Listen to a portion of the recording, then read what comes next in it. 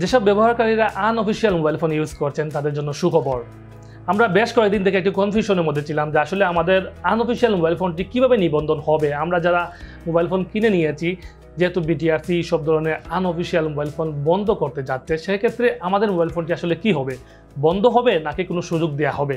তো আমরা এর আগে একটি ভিডিওতে বলেছিলাম এবং সেখানে বলেছি যে আমাদের মোবাইল ফোন দুটি পদ্ধতিতে নিবন্ধন হওয়ার সুযোগ রয়েছে, একটি হলো অটোমেটিক এবং দ্বিতীয়টি হলো ম্যানুয়াল। তো আমি সেখানে এক্সপ্লেন করেছিলাম যে অটোমেটিক পদ্ধতিতে সম্ভাবনা বেশি নিবন্ধন হওয়ার, এবং সেই সাথে যদি সেভাবে সম্ভব না হয় তাহলে সেটি হবে ম্যানুয়াল প্রসেসের মাধ্যমে একটি ওয়েবসাইটে গিয়ে আপনারা সেটি নিবন্ধন করতে পারবেন আপনার মোবাইল ফোনে IMEI সাবমিট করে। কিন্তু আমার যে ধারণা ছিল যে অটোমেটিকভাবে নিবন্ধন হবে সেই ধারণা সঠিক হলো, এবং বিটিআরসি 16 জুন আনুষ্ঠানিকভাবে জানিয়ে দিয়েছে যে তারা যেসব মোবাইল ফোন, যেসব গ্রাহকরা মোবাইল ফোন আনঅফিশিয়াল ইউজ করছেন তাদের সব ধরনের মোবাইল ফোন অটোমেটিক নিবন্ধন হয়ে যাবে, মানে অফিসিয়াল হয়ে যাবে।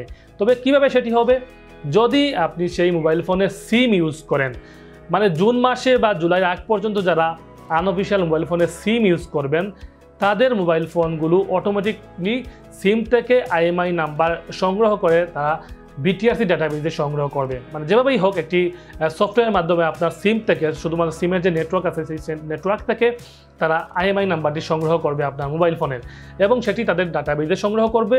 ব্যাস হয়ে গেল অফিসিয়াল মোবাইল ফোন। এর জন্য আপনার আমি আগে একটু বিষয় বলেছিলাম যে যদি সিম দুটি থাকে বা যে সিম থাকবে সেই সিমের মালিকের নামে আনঅফিসিয়াল থেকে অফিসিয়াল হয়ে যাবে।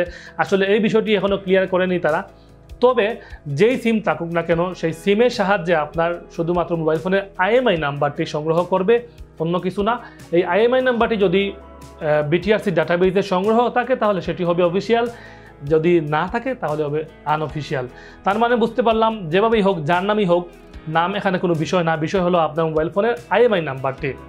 যদি এই IMEI নাম্বারটি বিটিআরসি ডাটাবেজে থাকে তাহলে সেটি হবে অফিসিয়াল, না থাকলে আনঅফিসিয়াল। তাই আপনার সিমের মাধ্যমে, সিমের সহযোগিতা নিয়ে নেটওয়ার্কের মাধ্যমে তারা আপনার মোবাইল ফোনের IMEI নাম্বারটি সংগ্রহ করবে, আপনি বাংলাদেশের যে কোনো প্রান্তে থাকেন না কেন। কারণ আপনাকে কোনো ওয়েবসাইটের মাধ্যমে করতে হবে না, কোনো অফিসে যেতে হবে না। আপনার মোবাইল ফোনে সিম ইউজ করবেন, ফোন টোন কল করবেন, আদান প্রদান হবে, এমনিতেই দেখবেন আপনার মোবাইল ফোনটি নিবন্ধিত হয়ে যাবে।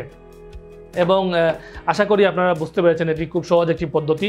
তাই জুলাই মাসের আগে যেসব আনঅফিশিয়াল মোবাইল ফোন রয়েছে, যারা অফ করে রেখেছেন, যাদের 2-3টা মোবাইল ফোন রয়েছে কিন্তু বাকিগুলো আনঅফিশিয়াল কিন্তু ইউজ করছেন না, তাদেরকে বলবো আপাতত আপনারা যে মোবাইল ফোনগুলো বন্ধ আছে সেগুলোতে একটি সিম লাগিয়ে অন রাখুন এবং মাঝে মধ্যে কল আদান প্রদান করুন, অটোমেটিকলি আপনার মোবাইল ফোনটি নিবন্ধন হয়ে যাবে।